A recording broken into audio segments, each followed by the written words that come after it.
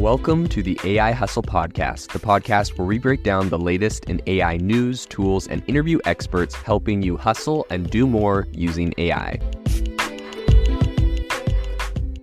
If you've been following the podcast for a while, you'll know that over the last 6 months, I've been working on a stealth AI startup. Of the hundreds of projects I've covered, this is the one that I believe has the greatest potential. So today I'm excited to announce AI Box. AI Box is a no-code AI app building platform paired with the App Store for AI that lets you monetize your AI tools. The platform lets you build apps by linking together AI models like ChatGPT, Midjourney, and 11 Labs. Eventually will integrate with software like Gmail, Trello, and Salesforce, so you can use AI to automate every function in your organization. To get notified when we launch and be one of the first to build on the platform, you can join the waitlist at aibox.ai. The link is in the show notes. We are currently raising a seed round of funding. If you're an investor that is focused on disruptive tech, I'd love to tell you more about the platform. You can reach out to me at jaden@aibox.ai. I'll leave that email in the show notes. ChatGPT is pretty amazing and it can do a lot of things, but can it draw art? The short answer to this is no, it's just a language model that can create text, but a more complicated answer is yes, and I'll tell you why. So I recently had a very interesting experience with ChatGPT trying to get it to draw art. You know, if you ask it, for example, to just draw a picture of a cat, it's going to say something like, "I'm sorry, I'm an AI language model and I do not have the ability to draw images. I can only provide text-based information and responses. Is there anything else I can help you with?" Blah, right? Like pretty standard response. I said, draw a picture of a cat using only text. And you've probably seen these images online where people try to, draw their name or create an image using different types of text. I actually didn't even know what that was technically called, but apparently it's called ASCII. So it said, sure, here's an ASCII art representation of a cat. And sure enough, it drew me a little picture of a cat. So I was kind of impressed and I was like, gee, I wonder how robust or powerful this technology is.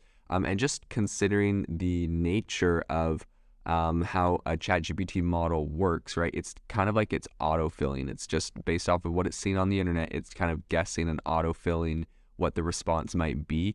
So, and this has, it's good at some things and terrible at other things like math. So I wasn't sure if this was going to be something it was good at or bad at. So I would, to test out a little bit more complex of a variable, I gave it something you might give like a DALL-E to image generator. I said, draw a picture of a forest with a hot air balloon using only text. So it took quite a while to think about this one. And when it finally came up with, it just created a whole bunch of diamond shapes. So I'm not sure if that perhaps could be a topical view looking down from the sky of a bunch of trees. I mean, I was trying to give it a little bit of credit. There's nothing that resembles remotely a hot air balloon anywhere, and all of the shapes are the exact same. So if it is their odd view of a forest, definitely has no hot air balloon. I asked, what is that afterwards? And it said, blah, blah, blah, that's an ASCII art representation of a forest with hot air balloon. So it's telling me exactly what it is. Now, I actually took this art that it created me and I fed it back to it in a different chat. If you ask it a question in the same chat, it can reference information from above. So I created a new chat, pasted in the art it gave me and asked me, what do you see?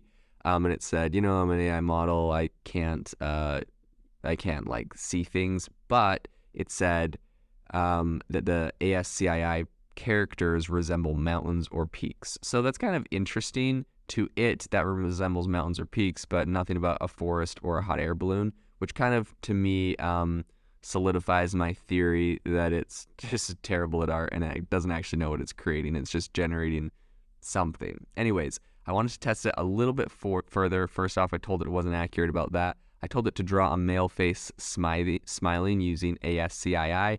It created something that, I don't think it's along the right lines. I'm like squinting, trying to see, you know what? I guess it could potentially be a male face smiling. It's pretty terrible. And the funny thing is at the very top of the whole graphic, there's like a smiley face emoji. So I wonder if it went really literal and literally just made me an emoji. That was funny. So I wanted to test it more. I said, draw a car, and it literally drew me face smiling again, but a much better one. So that made me kind of suspicious. I said, that's a face. It said, my apologies, you're correct. that was supposed to be a car, but it does look like a face. Let me try again. And then it drew me literally a picture of a can of Coke or a soda, can. And I said, that's not a car either. So then it tried again. This time it drew what looks like 2 clay pots, kind of, like roughly. And I'm assuming that it's grabbing these images online. They're not very elaborate, so like possibly it's trying to create things really, really interesting. I told it that doesn't look like a car, and it told me that it could be a futuristic machine. And I asked it, like, what does it look like to you? It told me it could be a futuristic machine. I said, what would the machine do? It said it was a futuristic machine that was driving over the ground collecting soil samples. Kind of interesting. Then I told it to make anything it wanted and to make it very elaborate. So this is my final experiment of this, and it drew me what looks like a cat, but it's missing one of its ears, and it said this is an ASCII art representation of a dragon. I was like, okay, this is terrible, and I was assuming that it was just going from the cat it drew at the very top of the chat because it looks, like pretty much the exact same, just missing an ear. So sometimes when you do like a chat feed, it references everything above. So I was like, okay, maybe I will just try to start a completely clean chat.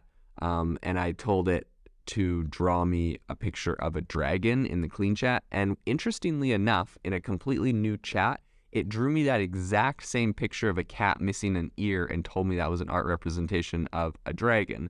So somehow in its machine learning model, that literally is built in.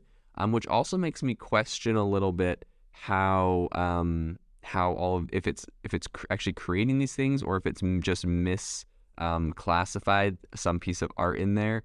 Very interesting.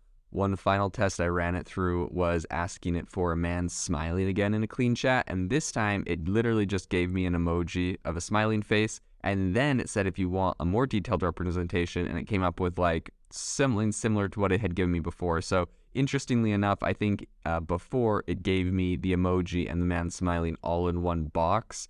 And so that was my suspicion about the smiley face. But what's interesting is it looks like if you ask it for the same thing, it's giving you a very similar response the second time. So I think it actually has this data classified in its database more than just trying to create it, because if it was trying to create it, it's doing a pretty bad job, and it's very replicable, a lot of the stuff I'm getting. So very interesting. ChatGPT can do some sort of doodles and small art with ASCII, although it does not always do what you want. And so it's very hit or miss, but very interesting that this is being built in and that it does have that understanding. If you are looking for an innovative and creative community of people using ChatGPT, you need to join our ChatGPT creators community. I'll drop a link in the description to this podcast. We'd love to see you there, where we share tips and tricks of what is working in ChatGPT. It's a lot easier than a podcast, as you can see screenshots, you can share and comment on things that are currently working. So if this sounds interesting to you, check out the link in the comment. We'd love to have you in the community. Thanks for tuning in to the AI Hustle podcast. If you could do us a massive favor, we would really, really appreciate it if you could leave us a review wherever you get your podcasts. This helps people find the podcast. It helps people know this is a good place to go. And we would really, really appreciate it, as it helps us continue to bring on incredible guests and share incredible content for you to listen to.